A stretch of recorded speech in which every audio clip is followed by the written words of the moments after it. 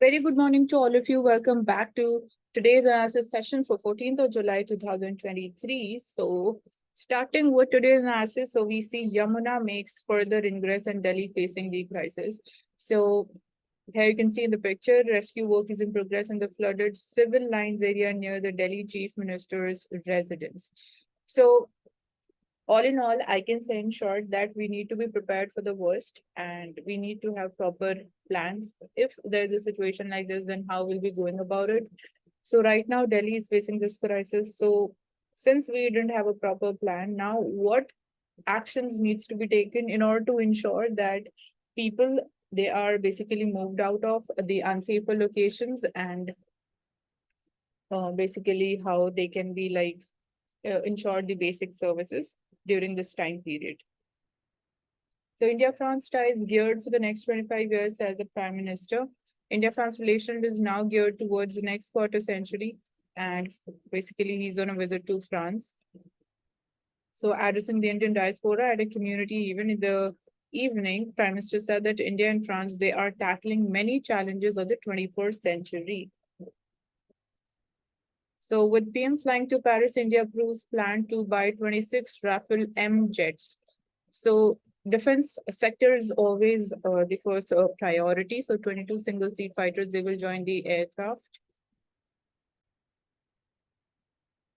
The remaining four, they will be the twin-seater trainers. So all of this is mentioned and purchases three more Scorpion class diesel electric submarines from France also gets the approval. So here you need to know about all the submarines that were equipped with their technologies, how they're different.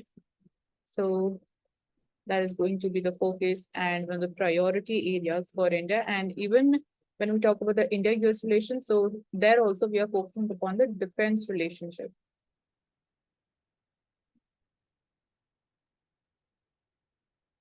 Moving forward, so again, a picture from Delhi.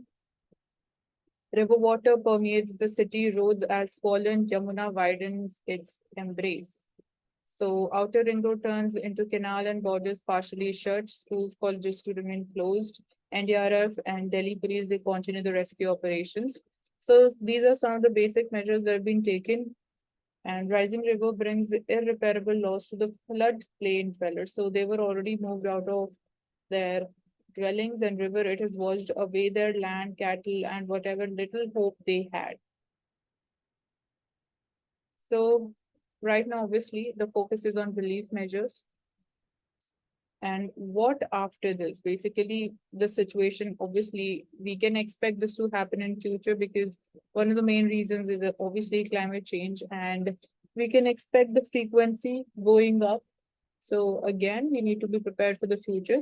But right now, the focus is on relief measures to deal with the current situation. So man-made factors at play in the city going underwater, according to experts. So the man-made factors, it includes, according to the environmental experts, they say that the city is witnessing flooding because of several man-made factors like illegal construction of the floodplains of the Yamuna and illegal structures by the private persons, religious sites such as Akshardham temple and infrastructure projects like the outer ring road, they have come up on the floodplains.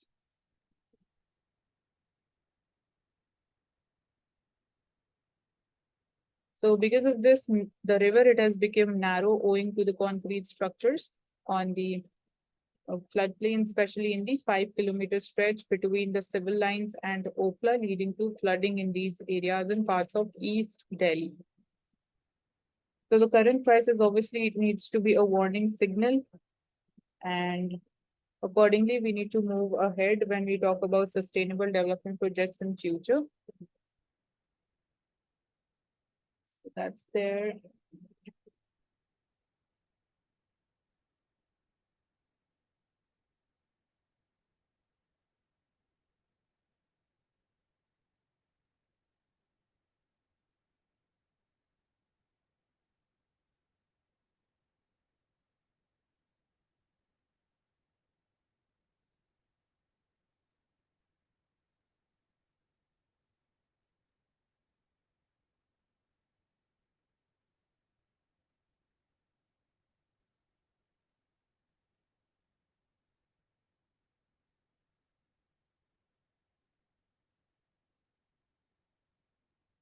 Coming to the editorial page. So the article talks that an unacceptable verdict in the constitutional sense. So it's talking about a judgment by the Allahabad High Court recently, which basically declined the prayer by an interfaith couple in a live-in relationship for protection from police harassment. It has caught the national attention, and judgment in the Kiran Rawat versus the state of UP, it negates the very idea of constitutional morality in personal relations, so which the Supreme Court of India has repeatedly affirmed as well. So High Court in its judgment implied that the live-in relationship is a social problem. So the couple, they are living in a live-in relationship, and they are around 30 years of age, living together, and the relation is based on mutual love and affection. So they allege that the local police have been torturing them while living in a rented house and sought protection from the police harassment, allegedly done on the basis of a complaint made by a family member.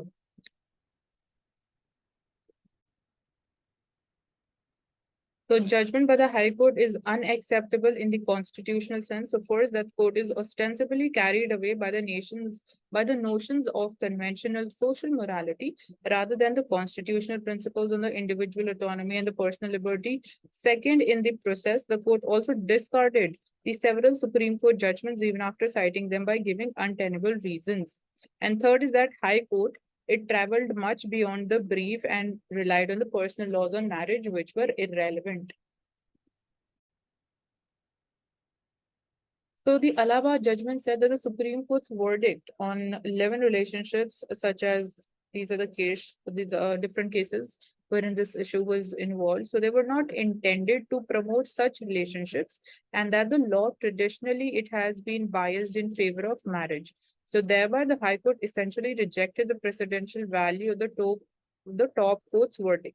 So High Court also made an unnecessary reference to Section 125 of CRPC, which talks about maintenance to the wives, and it is not other women. So High Court also said that extramarital and premarital sex, they are not recognized under the Muslim law, and even the sexual lustful, all of these things they prior to marriage, they are haram in Islam, says the judgment.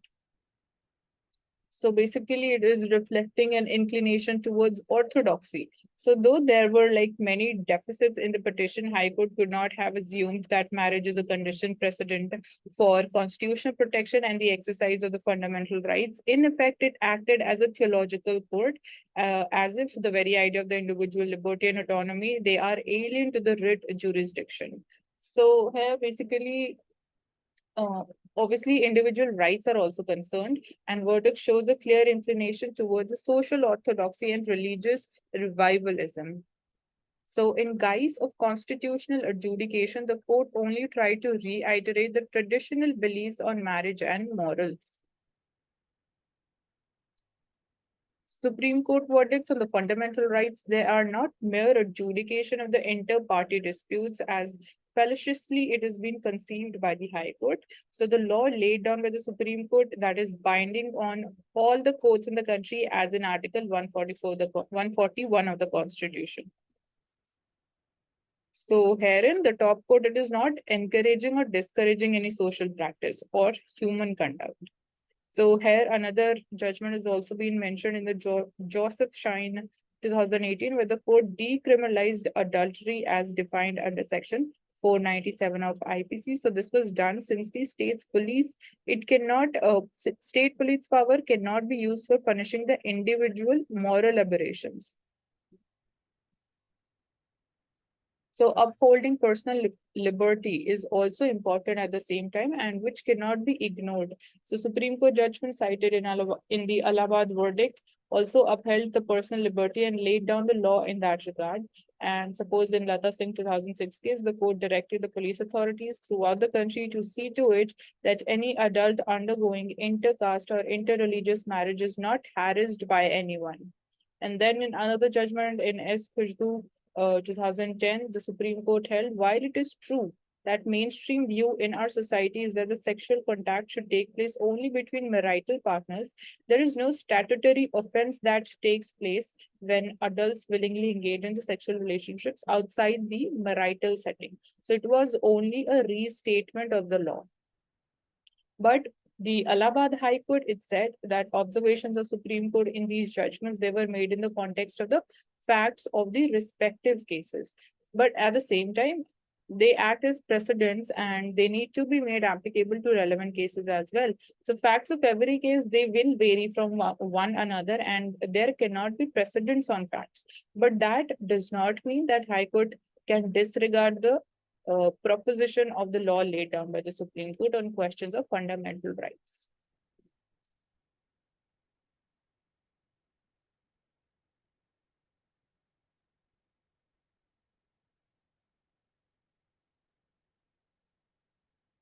So scientists, they need oxygen of free speech. Here last week, more than 500 scientists and academics wrote to the Indian Institute of Science criticizing its administration for prohibiting a discussion on the Unlawful Activities Prevention Act. So in response, the director of a different research institute, the Indian Institute of Science, Education and Research at Mohali, Punjab, they issued a show cause notice to two faculty members at his institute who had signed the letter to IISc. So, signatory of the letter, this writer would like to explain why it is important for the scientific research institutions to encourage social and the political discussions rather than seeking to shut them down, like in this case. So scientific research institutes, they are a part of the broader society, and so their members, they have same constitutional rights as others to participate in the social discussions. So science, it has multiple links. A narrow perspective might suggest that scientists, they should restrict themselves to science and stay away from the social questions. But it's artificial to erect these intellectual silos around what is considered science and prescribe discussions outside those limits as well. For instance, when we talk about investigation of the science of climate change, it can naturally flow into complex geopolitical issues like colonization, historical responsibility. So science, it is not merely restricted to the science areas. In today's time specifically, things are interrelated to each other. So the same needs to be applicable to even the debates also.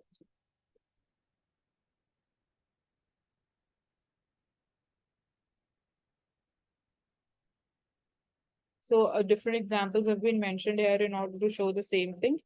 And apart from this, an engagement with the social issues. So India, it has a rich and unique tradition of scientists who have engaged with the social issues. Apart from the prominent individuals like the physicist Meghnad Saha, the mathematician D.D. Kosambi, and the chemist Amulya Reddy, this tradition includes the people's science movements.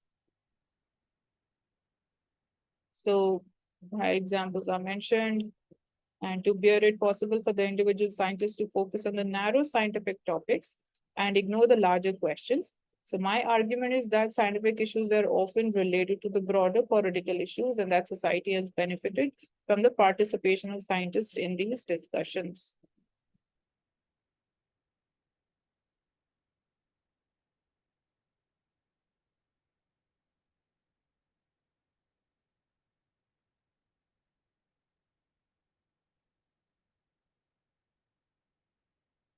So mountains are also calling for help apart from the capital itself.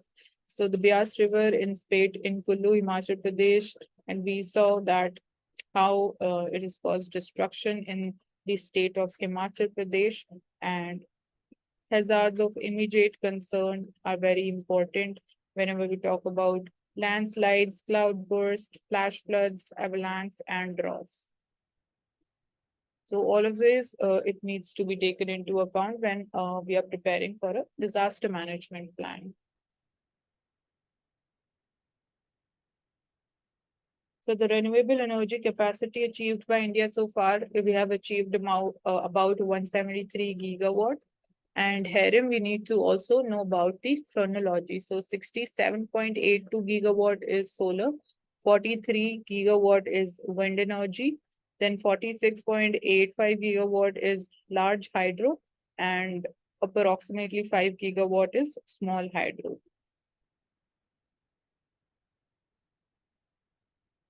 So right now we are working upon the installation of another 120 gigawatts, and that is under progress.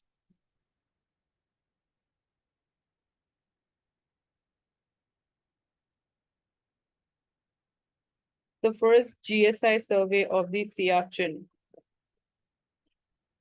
So first we'll go through the gist of it, and you need to be firstly clear with the exact location of Siachen. Then in 1958, it was an important year for the geologists all over the world as it was celebrated as the International Geophysical Year. So to commemorate this event, the GSA, with its limited resources, proposed to conduct a study of the Himalayan glacier systems, which included snout monitoring of the glaciers in the Sikkim Himalayas, Kumaon Himalayas, as well as Kashmir Himalayas. So you need to then know about the different and important glaciers which are located in different locations of these Himalayan region. And if during this period, Pakistan did entertain any idea of this region falling on its side of ceasefire line, then it would surely have lodged a protest against this survey as well. However, there was no such protest, and there is no contemporaneous document to this effect from Pakistan. So it is pertinent to know that it is only 25 years later that Pakistan, for the first time, it formally staked its claim to this region by unilaterally extending the line of control from NJ 9842 till Karakoram Pass. So basically, it's obviously connected with the national security as well, with India's sovereignty.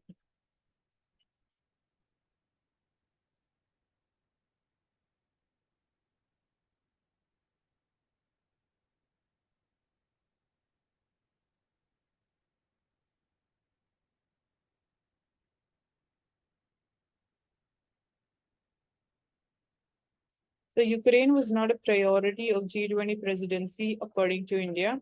And Russia, China, they have rejected the language on Ukraine that G7 nations insist on including. And Amitabh Kant says that it is at present being discussed bilaterally, not in full G20 group.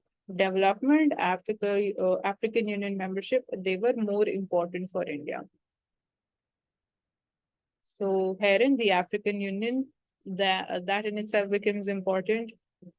And it is basically being talked about that G20 member countries, or sorry, the African Union member countries, they need to be part of G20 also.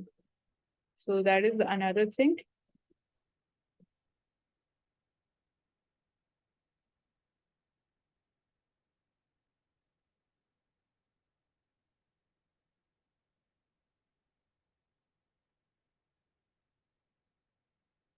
So we are finally going to launch Chandrayaan 3 today. So it will be lifted off at 2:35 p.m. and it is completed. ISRO has completed all the pre-launch activities.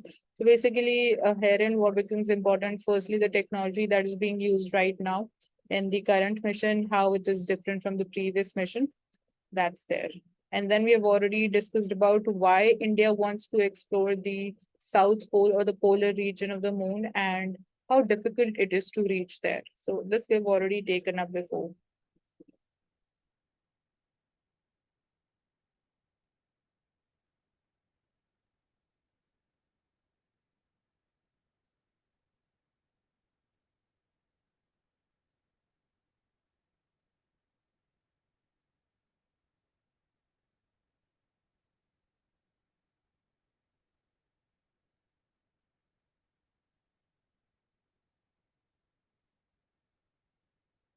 So Germany stresses the economic security in the strategy for China. So they presented a long-awaited strategy for relations with China that points to a systemic rivalry with the Asian power and need to reduce the risk of economic dependence, but highlights Berlin's desire to work with Beijing on challenges such as climate change and maintain trade ties. So this is not just restricted to Germany. Even other countries, they're also trying to basically diversify their partners and in a way reduce their dependence or complete dependence upon China. So its strategy, it's balancing act. So it's keen to maintain good ties with China, its biggest single trading partner in the recent years, despite wariness over the Beijing's growing assertiveness and refusal to criticize the Russian invasion of Ukraine.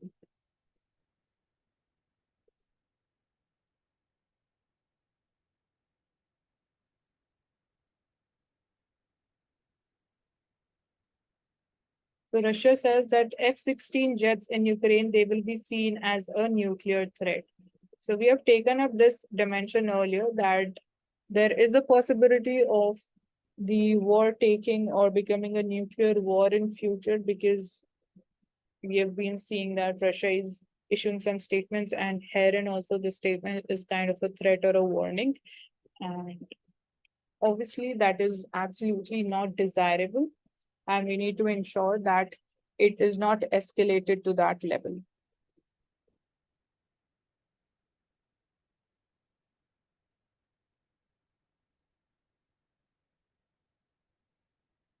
So India's January to June trade with China, it declines amid the slowdown. So imports from China slid 0.9%, while India's exports to its neighbor, it declined by 0.6%. So India's trade deficit, which is largest it has with any country, that is with China, it did not narrow much, as a weak demand, it hurts the exports. So we are almost at the same level when we talk about a trade deficit with China. So India-China trade slips on the slowdown. So even in China, basically, we are seeing that the economic activity is slowing down. So that is the main reason why the exports do not grow much.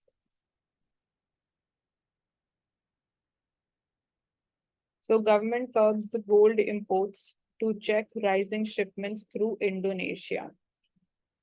So definitely, this is an important step. And when we talk about illegal gold smuggling, specifically when the prices have increased up. So sudden spurt in the duty-free imports of the gold jewelry from Indonesia under the India-ASEAN Free Trade Agreement, it was a key reason for the Indian government's decision to ban the shipments of certain gold jewelry products. So it is being suspected that gold is being rerouted into India from other countries without payment of any duty under the FTA, as Indonesia was never known for exporting gold jewelry to India. So that is the main reason why government has taken this decision, that before this, we did not see any gold imports from Indonesia. But right now, what can be the possible thing? Because it is definitely possible that other countries are sending the gold to Indonesia, and it is basically acting as a link country to export gold to India. So that is because we have increased the customs duty or the import duty on gold, which basically led to increase in prices for the domestic consumers, but it is being suspected. So that is why this decision has been taken.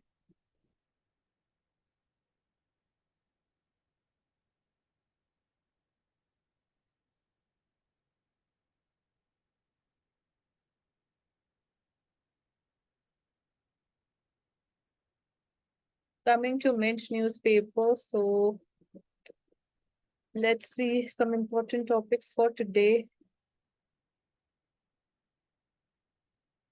So bets on the rate cut, we're talking about the repo rate cut, they're off as the inflation, it flares up. So if inflation goes up, the possibility or the chances of cutting down or reducing the repo rate also reduces. So that again would be having some repercussions on the GDP growth and in terms of investment specifically. So inflation, it may average 5 to 5.4% in the current fiscal year, which is higher than the older estimates. So economists believe RBI, it would rather wait for crop harvest data in the later half of the year to assess the situation on the interest rates. So in terms specifically the food and beverages, we are seeing the prices going up.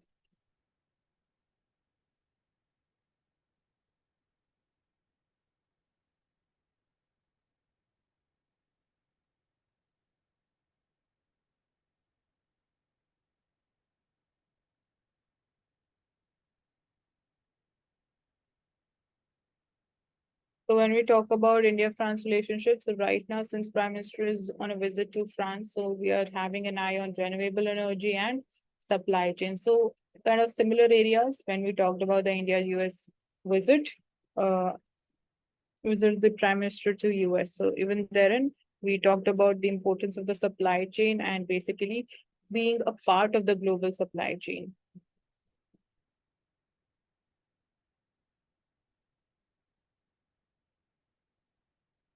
So stock market, or when we say the capital market, it is at an all-time high. So herein the question comes in, touching all-time high, is does it signifies that there is a kind of a bubble in the market, or you agree with the thing that it is, completely reflective of the current economic situation? Are we in such an positive, such an optimistic economic situation right now that the markets they are touching, they are making all-time highs right now? Or is there any kind of a bubble which can burst anytime sooner?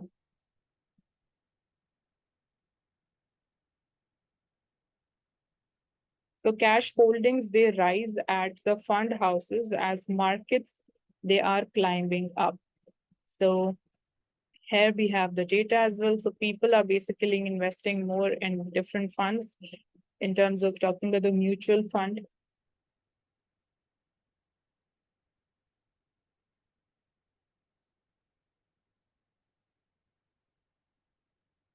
So we need more job givers. So turning the job seekers into job givers, it's an important goal of the government, and many steps they have been taken in recent years to achieve this objective. And definitely we're seeing the number of startups going up. So even that is an indication of this thing. So debt threats and cryptos to top the G20 meet agenda. Debt threats and the cryptos. So the deputies, they prepare key deliverables for the finance track. So finalizing the agenda, so finance minister and RBI governor, they will jointly clear the meeting of G20 finance ministers and central bank governors. And apart from this, the outcome document will present the work done under various streams. So strong G20 action is needed to tackle the weak global growth, according to IMF. So how that can be tackled? Obviously, we need all the countries together on this. And we see that recent high frequency indicators, they paint a mixed picture. So we see weakness in the manufacturing contrast with resilience in the services sector across the G20 countries. And it is not just, restricted to India. And we see strong labor markets in advanced economies. So at the same time, the financial fragilities uncovered by the tight monetary policy, careful management, uh, that is needed, and particularly when we talk about restoring the price stability, that remains a priority.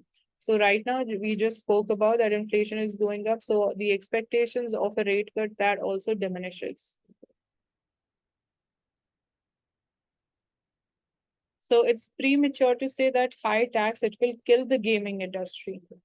So we know the recent decision by the GST Council, and obviously that is sparked a row between the gaming firms and the government. So it will be premature to say anything as to whether it will kill the industry or whether there will be some impact. But the GST Council was unanimous on the 28% tax as far as online gaming is concerned. So Ashima Goel, she's RBI MPC external member. She says that the erratic food prices during monsoon unlikely to upset the inflation projections. So this is basically short-term in nature, it's seasonal. So core inflation is at 5.1%, is actually lower than the RBI projection of 5.4. Since that is more persistent component of inflation when we talk about the core inflation, because herein we do not include the changes in the price of the food and fuel items. So this is basically much more reliable, it is much more stable, and it is basically we see less volatility in case of core inflation. So that's why if it is at 5.1% and that is being below the RBI's projection, so that is kind of way showing that uh, we don't have to worry much about inflation right now, but continuing softening in the core inflation augurs well for the future. But at the same time, we can't ignore the food inflation because that directly impacts the consumers. So she said that pivot to rate cuts, it's only when the headline retail inflation they sustain under 5% mark. So India considers banning most rice exports on the inflation fears. So the same thing was decided for the wheat exports. So the world's biggest rice shipper is India. and we are considering banning the exports of most varieties because we need to ensure that the domestic supply does not get disrupted.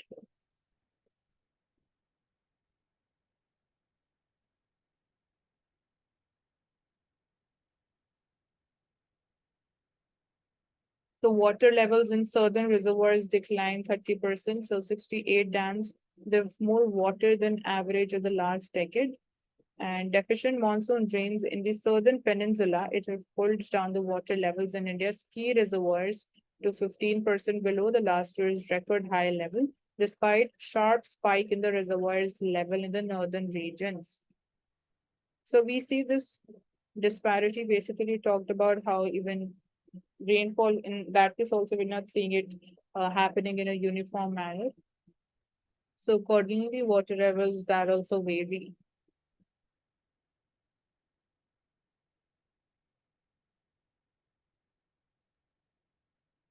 So monsoon in eastern India and South India is deficient. And here we have its through map as well. So India and US, they're going to join hands for the global hydrogen ecosystem. So what kind of an ecosystem is needed? What are the prerequisites that we need to work upon, specifically and talk about the hydrogen ecosystem creation? So we have committed to develop and support the global hydrogen ecosystem to make affordable low carbon hydrogen globally by 2030. And new and renewable energy secretary has been informed. He is informed about this update. So recognizing the importance of the diversified and resilient clean energy supply chains for energy transition, we are working together to eliminate exposures to disruption.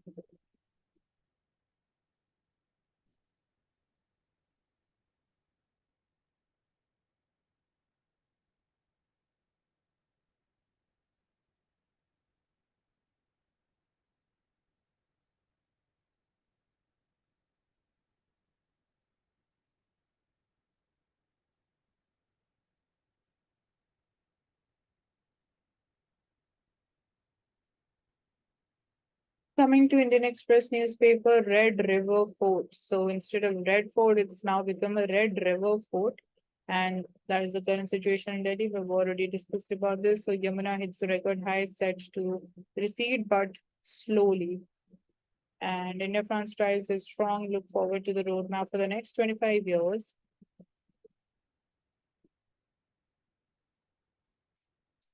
Signaling it is now part of the railway safety and won't need financial viability test.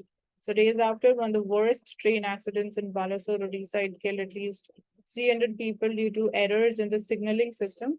The railway board, it has decided to modify their Indian Railways financial code so that signaling related projects, they do not need to be financially remunerative.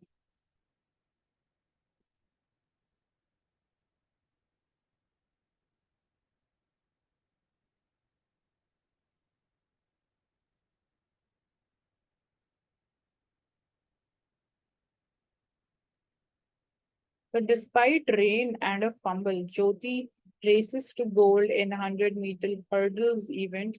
She scripts history at the Asian meet. So there's a lot to be learned from specifically the lives of sports people and how in terms of difficulties, their attitude of not giving up, how we can basically learn from their personal lives, their experiences, their hardships is commendable.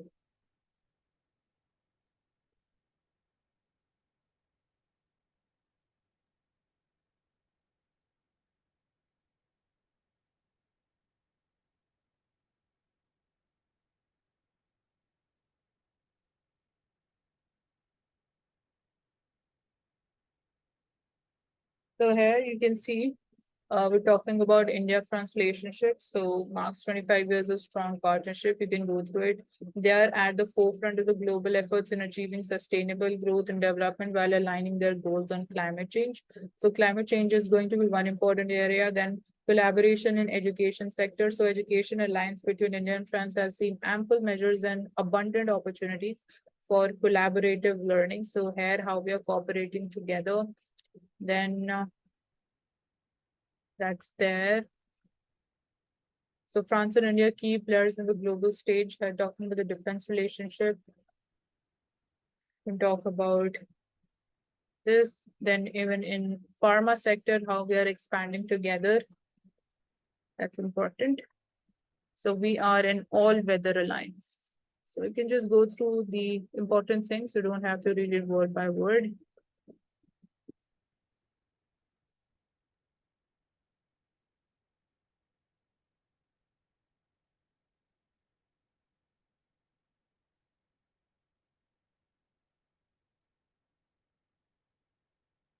So it's all about the situation in Delhi.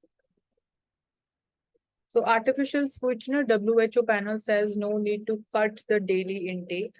But one committee categorizes aspartame as possibly carcinogenic to humans. Another says the current level of consumption is not human. So this has basically created more confusion. The WHO committee have categorized it as possibly carcinogene, and we need to have a look at the safer intake limit and what are different artificial sweeteners that we rely upon very often, but obviously we're not aware about what kind of we actually consuming, because we do not often read the nutritional details which are mentioned on the packaged items.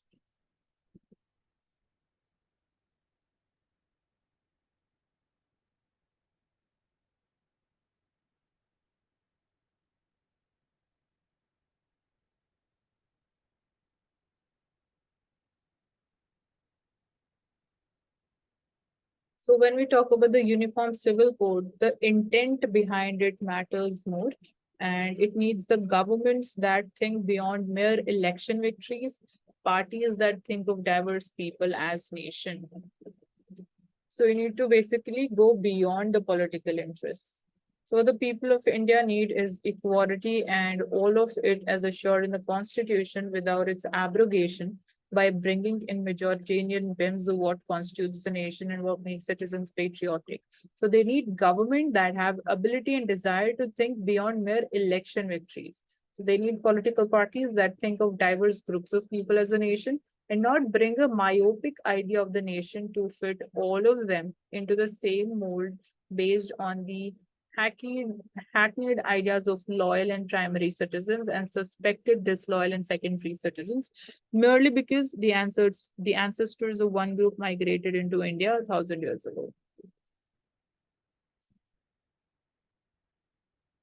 The question is not only of the diversity of the traditional practices currently acknowledged by law as valid practices, it's also the question of various inequalities which are existing in the country. Like the right to speech, that's a fundamental right, and one likes to speak in one's own language unless migration or employment, livelihood, or other social contexts they make it necessary to speak in some other language.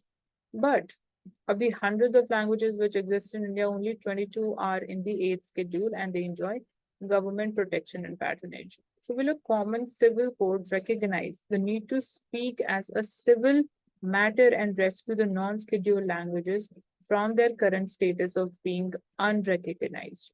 Basically, this is an example of the need to address the inequalities which exist.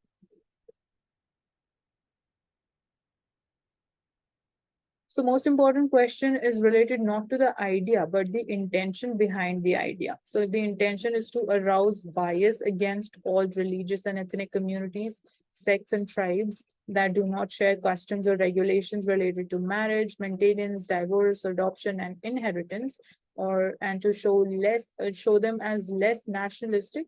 So the conversation around the UCC must be seen as malified. So here basically intention becomes very important.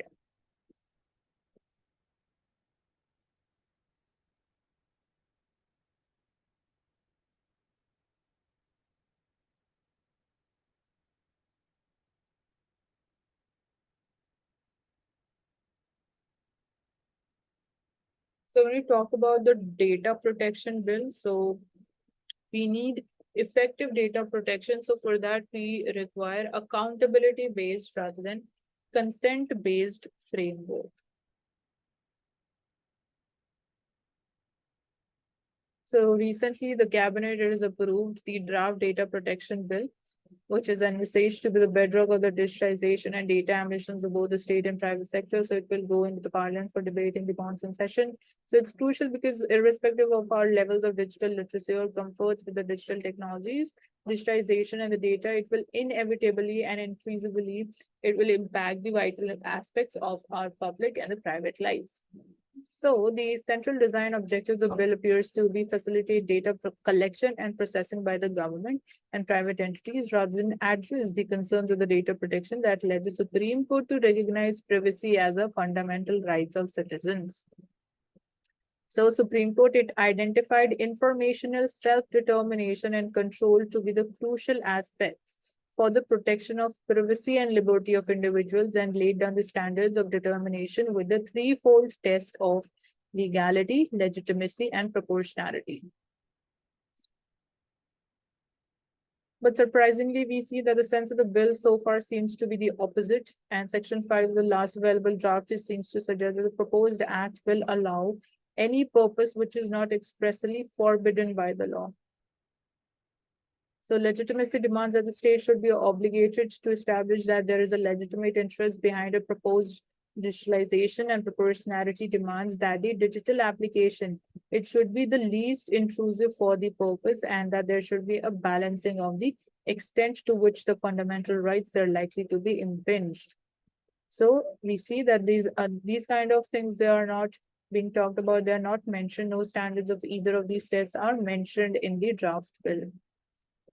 So legitimacy, which should require a rigorous and not a mere speculative theory of the public good, is not addressed at all, and required standards for proportionality, they are also left vague and unclear.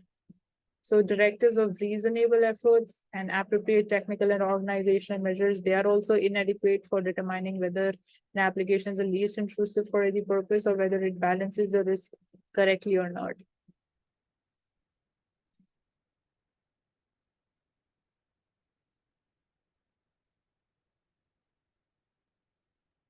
So another problematic area appears to be the over dependence on the consent.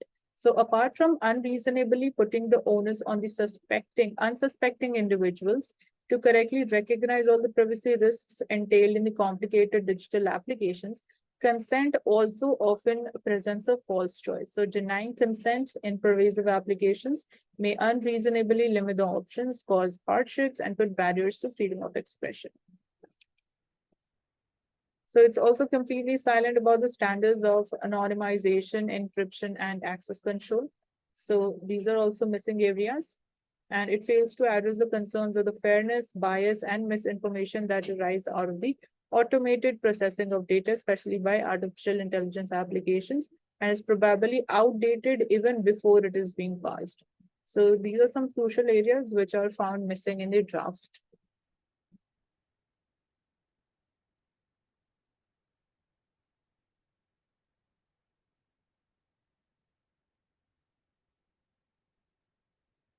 So here, understanding it as a case study, we see that 60,000 tourists, they have been rescued in Himachal Pradesh in the 4 days. So 256 stranded at Chandratal rescued. Government says evacuation is almost over, but focus now on restoring the essential infrastructure. So IS officers promise that we will get you out. And here you can see Ludhiana's DC, Sakshi Sahawe. So, dear all, this is Sakshi Sahawe, DC Pachala. I understand you are quite worried, but we are here for you. We need you to firstly go to the first floor. Nobody should be on the ground floor at any cost. Secondly, we are sending dinner packets while rescue work goes on. Thirdly, you will be rescued by boats or trolleys depending on the approach. Army is already there, and we are also using tractor and trolleys in some places where we can approach. Fourth is these are not ideal circumstances, but we will get you all out safely. Fifth, if there is anyone who has medical issues, is pregnant or lactating as infants, it would be better to prioritize them, and we will get you all out in any case. So this basically definitely it sends a very clear message, and how the procedure needs to be followed, that has been mentioned very clearly in the points. So obviously we can take away basically the simplicity, the practicality, given the current situation, the reality of the ground situation. And we can use such types of measures and the language even in the GS4 case studies for ethics paper. So this message, it was widely circulated, shared on Facebook, WhatsApp, and other social media platforms. So basically, you can see how the role of social media becomes important during such times of crisis.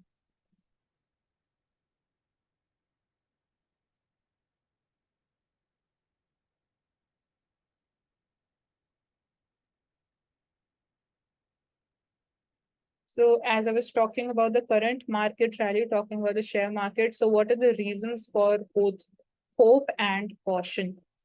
So will the momentum continue or not? His question, why are the markets rising and what is the argument for caution behind this? So should you continue to invest in mutual funds or not?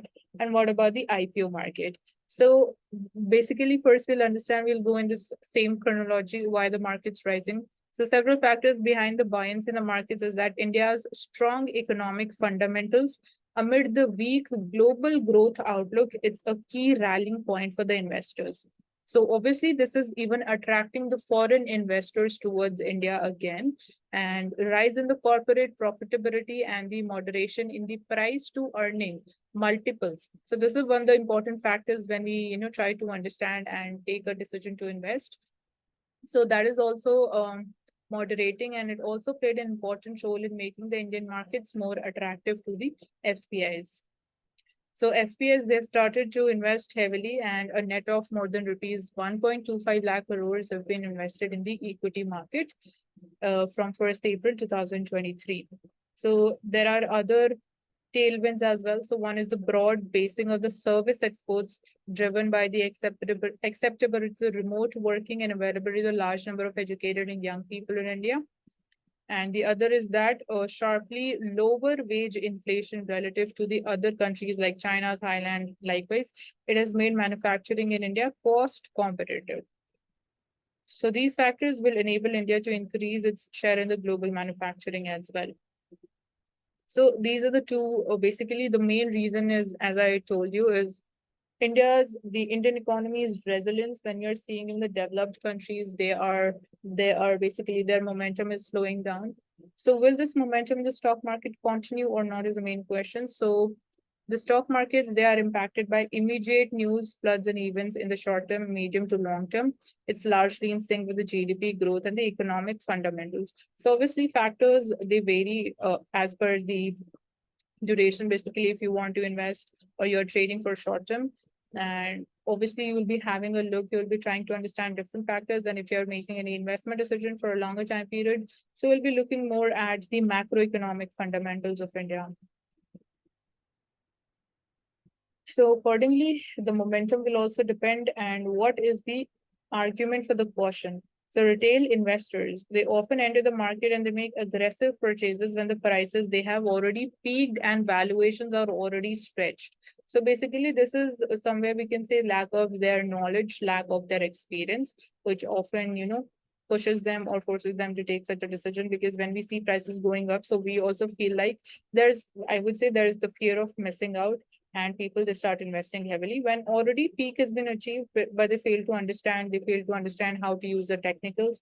So we have seen retail investors, they're losing money in the stock market bubbles in the past as well.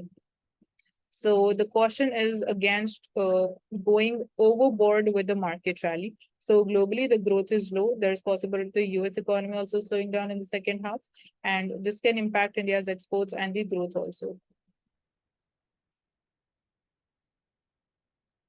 So Nifty is trading at more than 20 times the estimated this financial year's earnings, and this is higher than the historical average also. So momentum can take the market higher also, but at high valuation, risk is also high. So domestic institutions have already pulled out this much amount of money from the markets. And on the other hand, we are seeing that the foreign investors, they have pumped money, which is the hot money. So even they can, take the decision, because here, as we say that FPI money is the hot money, basically they can easily exit the market also. So the fluctuations, and obviously then the risk also increases with this.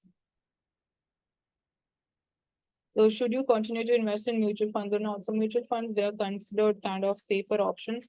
Basically, you just have to put in your money and then you don't have to basically, decide wherein you'll be putting in which equity you'll be putting in the money. So they should always invest for the long term while opting for equity mutual funds. So timing the market, that is a big mistake. The only thing which is important is choosing the right fund, maintaining discipline while doing asset allocation and avoiding short-term volatility.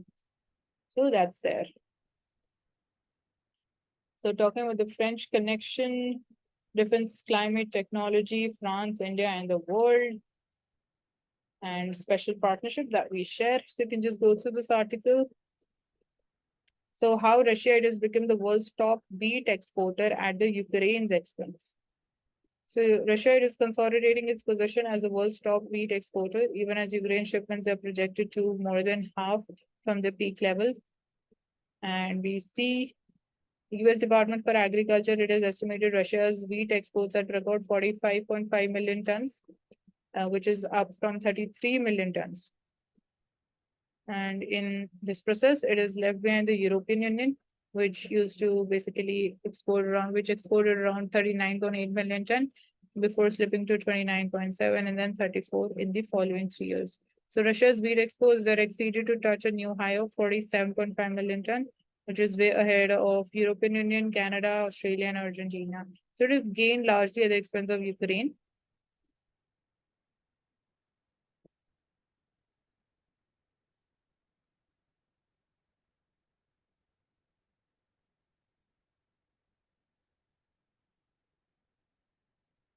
So China has published interim rules for generative AI to effect from 15th August. So here, obviously, this would be impacting the investment decisions in China. So investment it has poured into China's generative AI scene and its firms such as Baidu, Alibaba Group. They have launched dozens of AI models, but companies have held back from rolling out the chatbots to the public until Beijing finalized the rules for it.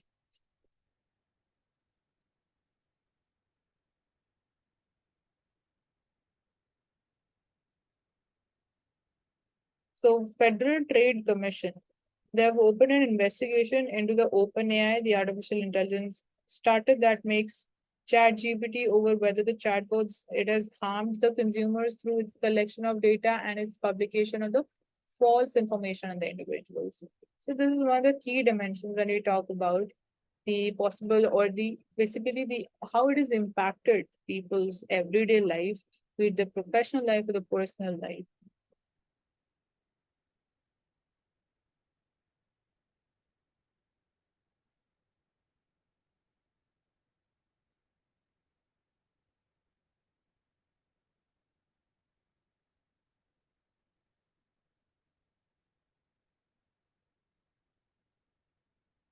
So that's all for today. Thank you so much for joining us in today's analysis session. I hope things are much more clear to all of you.